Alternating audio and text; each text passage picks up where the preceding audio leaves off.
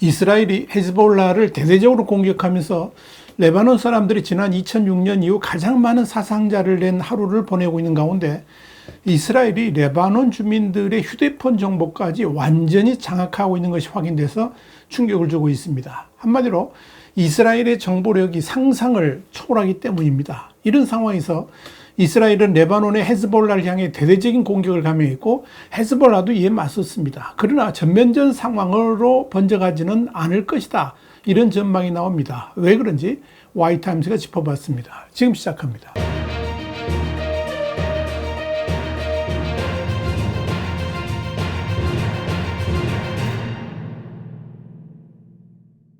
이스라엘 현지 매체인 타임스 오브 이스라엘은 현지 시간으로 23일 최근 이스라엘이 헤즈볼라를 상대로 거둔 일련의 작전 성공은 레바논 테러 집단의 내부 활동에 대한 정확한 정보를 바탕으로 한 것이라 그러면서 이스라엘군 그러니까 IDF와 모사드는 다른 기관들과 함께 이 헤즈볼라의 고위 간부들을 찾아내고 주요 무기들을 보관하는 것을 식별해서 정확하게 표적 공격을 성공적으로 해왔다라고 보도를 했습니다.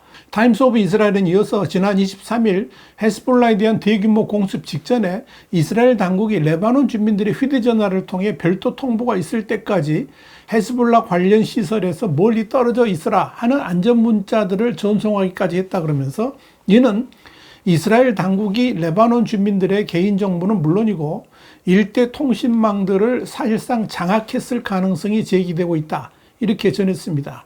타임스 오브 이스라엘과 알자지라 등에 따르면 헤즈볼라가 민가에 은폐된 무기거나 고위 지휘관의 은폐처를 표적 삼아서 미사일 핀셋 공격을 감행하기 직전에 해당 지역 주민들에게 대피 경고문을 문자 메시지로 뿌렸다는 것은 이스라엘 정부 당국이 사실상 레바논의 통신기기 및 관련 정보 그리고 통신망까지도 모두 장악하고 있다는 의미여서 레바논과 헤즈볼라를 경악하게 만들고 있는 것입니다. 알자지라는 이스라엘군의 헤즈볼라를 향한 미사일 타격 직전에 레바논 정보부 지하드 마카리 장관 등 일부에게 해당 내용이 담긴 음성 메시지가 전달되었으며 남부의 일부 방송사들은 해킹을 당해서 해당 메시지를 방송까지 했다라고 전했습니다. 이 정도면 해당 메시지를 받는 사람들이 소름 끼치는 경험을 했을 것이다. 이렇게 짐작을 해볼 수 있을 겁니다.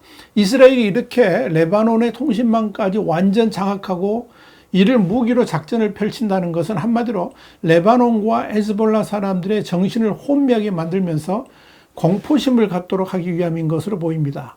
레바논 주민들의 거의 모든 정보가 이스라엘 손에 있다는 것은 상상하기도 싫을 정도로 끔찍한 데다가 그런 정보 체계를 통해 언제 무슨 일을 당할지 모른다는 공포감은 헤즈볼라의 반이스라엘 전쟁을 회피하게 만들므로써 이 헤즈볼라의 반격을 사실상 무력화시키는 의도가 있다라고 볼 수 있을 겁니다.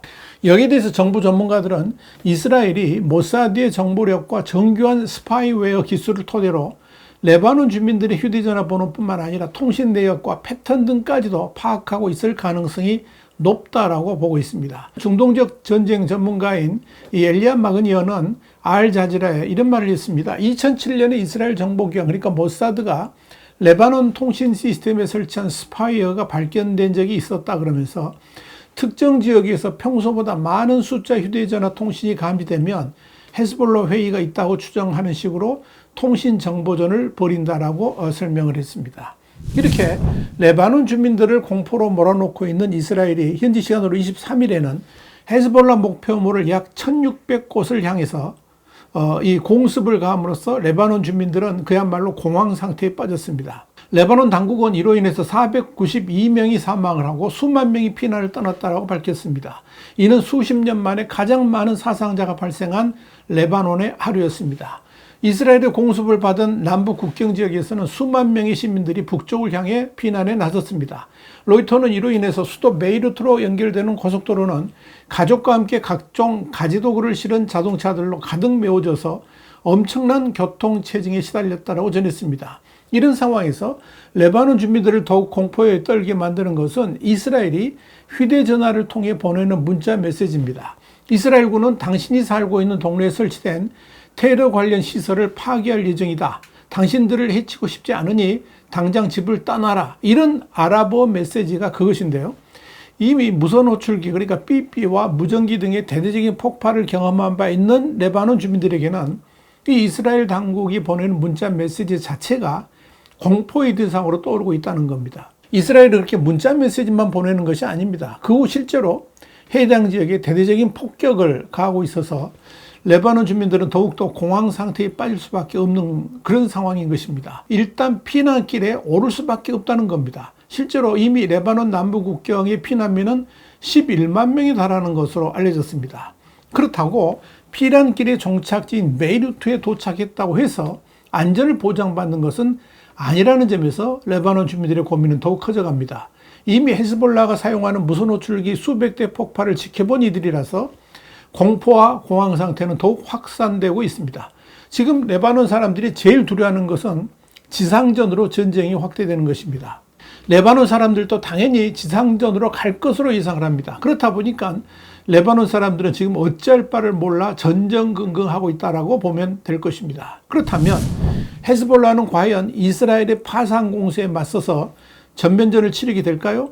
여기에 대해서 CNN은 현지 시간으로 24일 미국은 최근 이스라엘군의 강력한 공습으로 레바논 무장정파 헤즈볼라의 전쟁 능력과 전투력이 약화됐을 것으로 추정한다라고 보도를 했습니다. 이스라엘은 미사일과 로켓 등 헤즈볼라의 주력 무기 발사대 수천 개를 파괴했습니다. 한 미국 당국자는 CNN에 이스라엘군의 이딴 공습으로 헤즈볼라는 아마도 20년 전으로 돌아갔을 것이다 이렇게 말했습니다.